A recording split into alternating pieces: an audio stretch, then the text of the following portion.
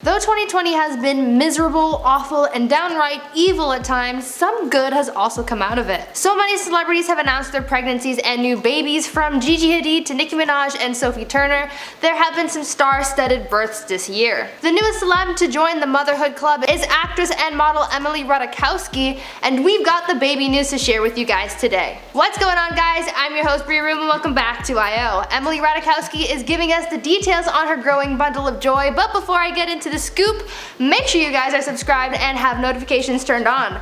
Also check up here for a playlist to see more videos like this one, and now let's jump into the news. So actress and model Emily Ratajkowski has announced that she and husband Sebastian Bear McLeod are going to be welcoming a baby in the coming weeks.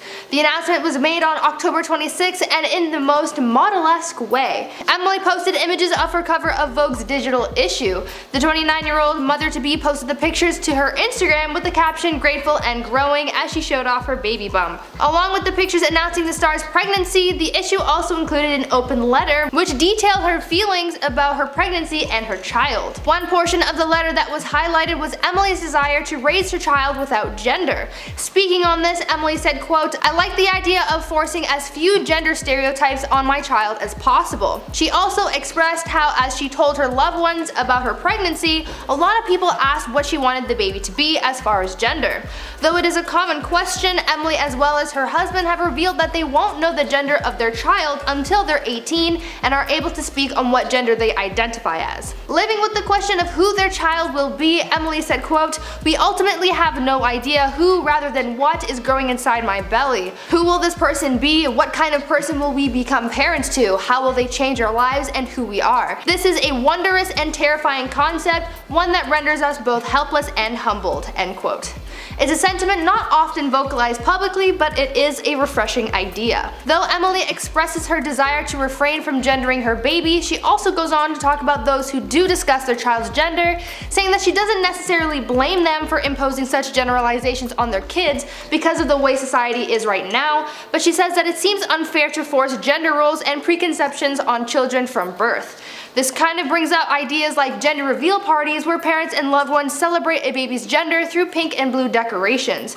We saw the beginning of a boycott of these kinds of parties this year, and even the creator of this trend is now going back on it, saying that celebrating gender is unnecessary and puts pressure on the kids to conform to a certain category. Emily is very open to welcoming her baby whoever they grow to be, saying that she wants to become a parent who gives her kid the freedom to show who they truly are, but is also aware that though she may be more open to this concept, the reality is that her baby will be subject to the constraints of gender generalizations from the moment that they're born. Either way, their baby, no matter who they are, will face certain struggles, and though Emily fears for those moments, she is welcoming to helping her kid navigate through life accepted and loved. In her open letter, she also explores her thoughts on pregnancy and how she's been comparing herself to others, both in the way that she's carrying, but also the way that she will develop her parenting skills.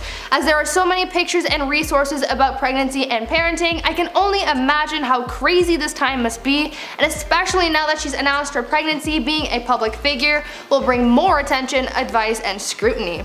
No matter what, it's her body and her family, and I'm sure she will always do what's right for them. Congratulations to Emily and Sebastian, sending you nothing but love. Now before I end the video, let's do some comment shoutouts from scary TikTok goes viral thanks to terrifying ending. Garima Bedoria says, "My friend sent this video to me when I sneaked into my boyfriend's house. I screamed so loud. We were both more scared of someone catching us because of my scream. Thankfully no one did." Yeah, that would've been kind of creepy if someone just walked in and was like, "Oh my god, person." Or, you know, you'd probably get in trouble. I don't know. But yeah, that video is seriously something else. Like, I watched it, was not expecting to be jump scared, and then boom, I'm like shaking in my chair.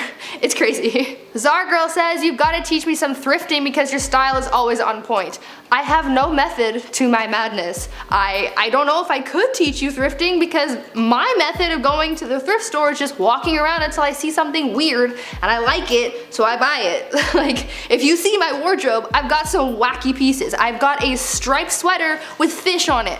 Doesn't make sense, but I like it. Beezer says, "I'm dressing up as a Karen or the year 2020 for Halloween. Both are just as scary." What if you dressed up as a Karen that is 2020? Now is gonna send people running. Thanks for sticking around until the end, guys, and thanks so much for watching. If you liked the video, be sure to smash that like button and subscribe while you're at it. I'll see you guys next time, but until then, stay safe, be kind to others, and TTFN, my dudes.